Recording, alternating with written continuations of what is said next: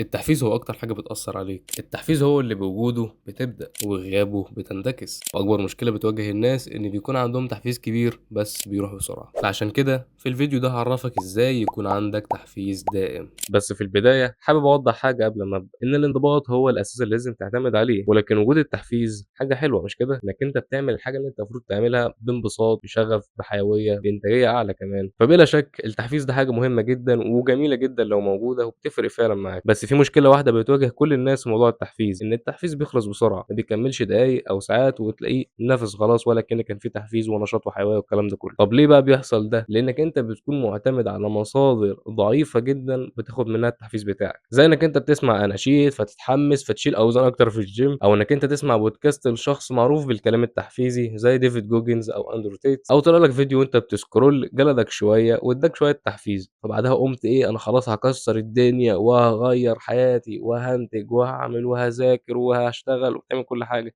بعدها بشوية تلاقي كل الكلام ده راح والتحفيز ده خلص ولا أكِن في حاجة حصلت. فلو تلاحظ إن المصادر اللي أنت بتعتمد عليها فيها عاملين مشتركين، أول عامل إن المصادر دي مصادر ضعيفة جدًا للتحفيز، وتاني عامل مشترك إن المصادر دي كلّها خارجية مش أنت المسبب فيها، فنستنتج من الكلام ده إن المصادر الخارجية للتحفيز هي مصادر ضعيفة جدًا، ونستنتج من كده برضه إن التحفيز الداخلي هو أقوى مصدر للتحفيز ممكن تعتمد عليه. طب إزاي يكون عندك التحفيز الداخلي؟ هي دي بقى النقطة المهمة جدًا في الفيديو، وعشان كده أنا محتاج منّك تركيز شديد جدًا في الحتّة اللي جاية دي. أنا عايزك دلوقتي تفكّر إيه أكتر حاجة أنت نِفْسك تغيّرها، وقّف الفيديو لحد أمّا تلاقي إجابة، وبعد أمّا تجاوب على السؤال ده أنا عايزك تقول لي أنت ليه عايز تغيّر الحاجة دي، فوقّف الفيديو تاني لحد أمّا تلاقي إجابة. والسؤال التالت أنا عايزك تاخد راحتك في الإجابة وتجاوب إجابة مفصّلة جدًا، إيه اللي هيحصل لو ما غيّرتش الحاجة دي؟ وقّف الفيديو لحد أمّا تلاقي إجابة مفصّلة جدًا، بعد كده كمّل الفيديو. أنا هادّي مثال إنّك أنت جاوبت على السؤال الأول بإنّك أنت عايز تغيّر حالتك المادية، والسؤال التاني جاوبت عليه بإنّك أنت ليه عايز تغيّر حالتك المادية، عشان تقدر تجيب كل الحاجات اللي أنت نِفْسك فيها أو اللي أهلك نِفْسهم فيها. وهتبقى إجابتك على السؤال التالت بإنّك أنت لو ما حسّنتش مادياتك، فمش هتقدر تسافر من المدينة اللي أنت ساكن فيها، هيبقى صعب عليك إنّك تتجوّز، ولو متجوّز فهيبقى صعب عليك إنّك أنت تلبّي كل احتياجات أهلك، يعني بنتك أو ابنك ييجوا لك أنا يا بابا عايزين الحاجة الفلانية وأنت مش قادر تجيب الحاجة دي، فدلوقتي أنا عايزك تتخيّل إنّك أنت عايش الإجابة التالتة، تخيّل وأنت مش قادر تجيب اللعبة اللي ابنك عايزها، هتقول له إيه؟ هتقول له معلش أصل كنت مقضّيها في شبابي لعب وهزار وخروج وما كنتش باشتغل على نفسي، بجد يعني أنت وقتها مش هيبقى يكون عندك إجابة حلوة تقولها لابنك. أو تخيل إنك أنت تخين، صحتك تعبانة وعندك كل أمراض الدنيا بسبب السمنة، مش قادر تعمل المهمات اليومية البسيطة جدًا، زي إنك أنت تطلع السلم أو إنك أنت تروح السوق تشتري حاجات. أو تخيل إنك أنت رفيع جدًا، ضعيف جدًا، هزيل جدًا، ما حدش بيحترمك، كله بيتنمر عليك وبييجي عليك. والأسوأ من كده ممكن يحصل لك الموقف الكابوسي لأي حد ضعيف، إن حد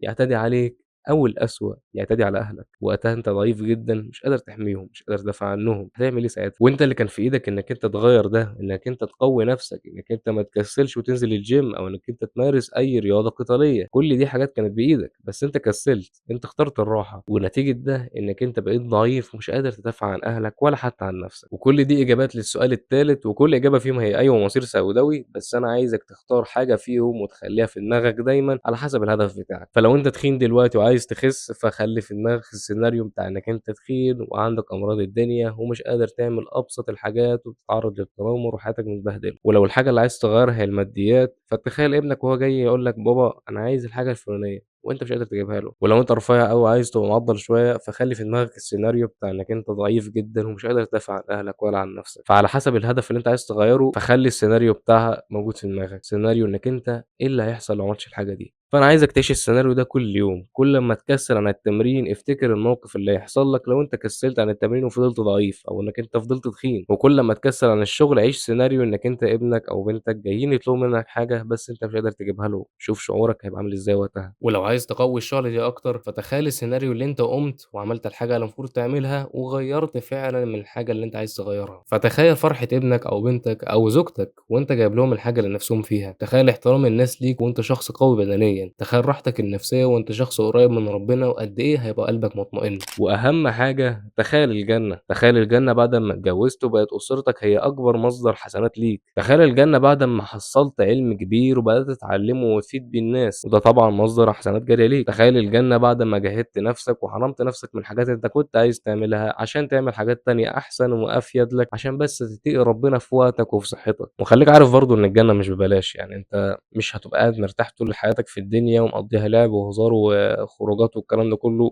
وتخش الجنة كده عادي يعني، الجنة لازم تبقى ضحيت عشانها. فأنت ضحيت إيه عشان تخش الجنة؟ إيه الحاجة اللي أنت عملتها عشان تخش الجنة؟ أنت لمّا تيجي تعرف السيرة النبوية هتعرف قد إيه الصحابة كانوا بيضحوا عشان الجنة فعلًا، الناس دي فعلًا تستاهل الجنة، فأنت إيه التضحية اللي أنت عملتها؟ هل أنت تيجي على نفسك فعلًا؟ بتيجي على نفسك في شغلك، بتيجي على نفسك في دراستك، بتيجي على نفسك في إنك أنت